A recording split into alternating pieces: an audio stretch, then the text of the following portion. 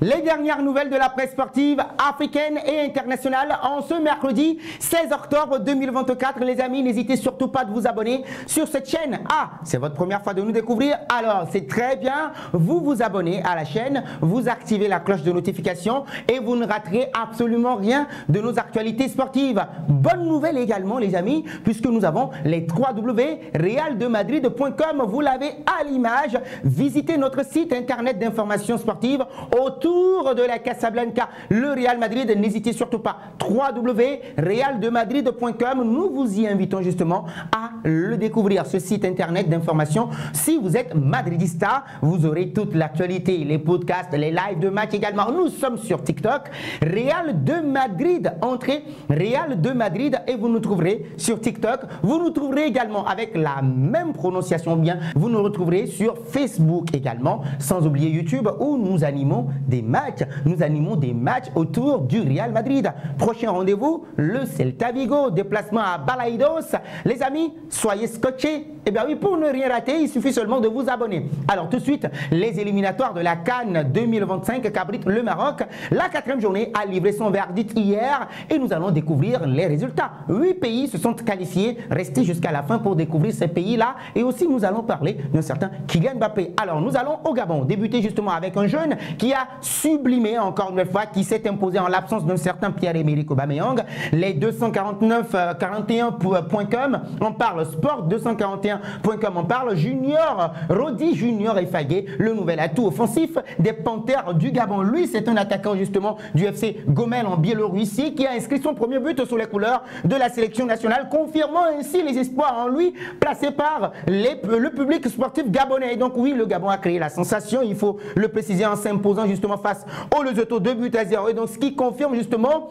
que ce jeune a du potentiel. D'abord, son sens du placement selon la publication gabonaise, son opportunisme, eh bien oui, qui vont faire la différence dans cette rencontre lorsqu'il a inscrit le deuxième but du Gabon en fin de match. Et donc le jeune talent a prouvé qu'il mérite la confiance des supporters et du staff technique. Et donc oui, on peut au moins placer les espoirs en Rodi Junior et Fagué du Gabon. Nous mettons le cap, les amis, sur la République démocratique du Congo. Sensation également là-bas, oui, parce que ça fait un moment qu'on n'a plus vu les léopards de la République démocratique du Congo dans ces moments de folie, d'euphorie. Oui, ils sont sur une pente ascendante, les amis. Vous m'en direz un peu plus dans les commentaires, les amis congolais, comment vous arrivez à faire ça? Peut-être que ça donnera des idées à d'autres sélections. Ceux qui me connaissent, vous suivez très bien mon regard. FootRDC.com, CAN 2025, exploit majuscule pour la République démocratique du Congo, qualifié au bout de 4 journées. On n'a pas oublié également de faire un clin d'œil à un certain Mecha Kelia, auteur d'un doublé dans ce match-là, pour confirmer la suprématie. 12 points sur 12 pour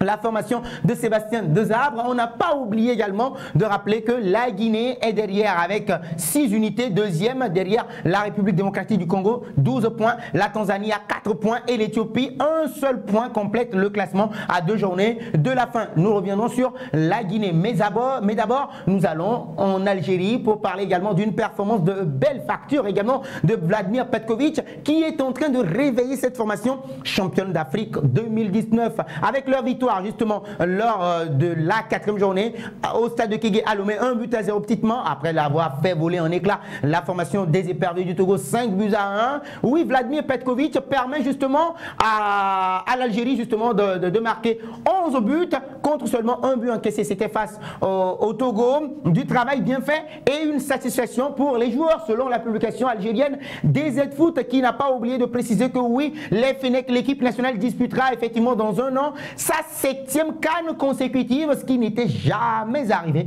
dans l'histoire des Fennecs, sacré champion d'Afrique 2019. Une performance à ne jamais oublier, ou bien à ne pas du tout banaliser. Nous revenons justement sur la Guinée, le Syli national d'un certain Serhou Guirassy, oui les amis, l'homme qui marche sur l'eau en ce moment. Serhou Guirassy, nos confrères de Guinéfoot.info en parlent.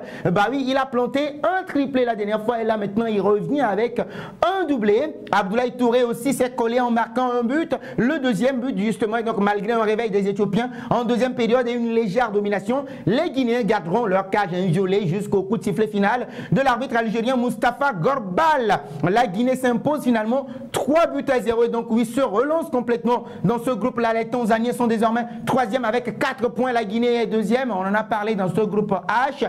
On n'oubliera pas que les 4 points sur 4 également, 12 au total. Le carton plein pour la République démocratique du Congo. Le deuxième ticket qualificatif pour la prochaine CAN se jouera donc entre la Guinée et la Tanzanie. Le Chili recevra la RDC en novembre prochain, alors que la Tanzanie croisera le fer avec l'Éthiopie. Donc la Guinée pourrait déjà se qualifier lors de la 5e journée en cas de victoire, conjuguée justement à une défaite de la Tanzanie. Ça risque d'être chaud bouillant. Le Mali, avec une contre-performance de la formation de Tom Saint-Fit, qui a réussi quand même à s'imposer difficilement 1-0 face à cette formation de la Tanzanie, non pas la Tanzanie mais plutôt de la Guinée-Bissau justement, 1-0, mais derrière la 4e journée n'a pas du tout été bénéfique, 0 but partout, ce qui permet justement à cette victoire du Mozambique sur la formation de l'Eswatini, 3-0, de reprendre la tête du groupe avec 8 points, plus 4 devant le Mali, 2e 8 points, plus 2, la Guinée-Bissau, 3e 4 points et l'Eswatini 1 point. Bah oui, la prochaine journée, le duel ce sera pour le leadership entre le Mozambique et le Mali, avec à Maputo pour le leadership dans ce groupe-là. Alors, les 229foot.com, frustration également à ce niveau-là, puisque le Bénin n'a pas réussi à battre encore une nouvelle fois la formation rwandaise qui l'a renversé 2-1. Le Bénin enchaîne une 15e défaite à l'extérieur. 229foot.com relève cela parce que cette contre-performance met en danger la qualification des Guépards pour la CAN 2025, alors qu'il ne reste plus que 2 journées dans ces éliminatoires. La marge d'erreur est désormais inexistante. Cette série de 15 matchs sans victoire à l'extérieur reflète une incapacité chronique à performer loin de leur terre. Bien que solides à domicile, les Guépards semblent démunis dès qu'ils quittent leur terrain. Une faiblesse qui pourrait leur coûter cher dans la course à la qualification. Les matchs à l'extérieur restent un véritable talon d'Achille pour l'équipe de Guerre Notre-Or et cette spirale négative semble difficile à briser. À 2 journées de la fin, le Bénin doit extrêmement faire attention et ils n'ont pas le choix. Il faudra impérativement gagner ses prochains matchs à domicile contre le Nigeria d'abord, comme à l'extérieur face à la Libye également.